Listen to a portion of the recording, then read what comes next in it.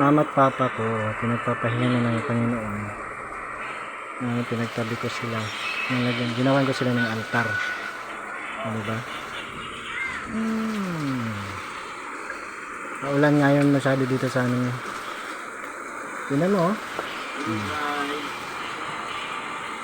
Yan si Pusang Bundok, guys. Yung tindahan ko, yan. Grabing ulan, no? Ang daming naligo. Pati ang grocery. Ang pinsan ko, wala na. Maraming tao. Yan, no?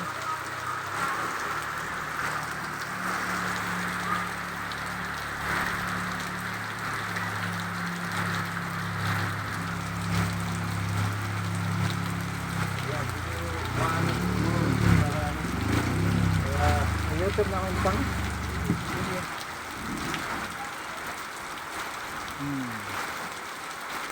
itong lugar namin ngayon. Yan, umpisa na ng last year, ganito din ang nangyari, pero mas sobra yun.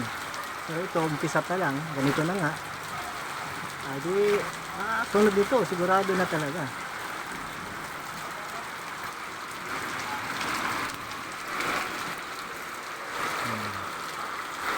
Yan yung drainage namin, oh. Maapaw na.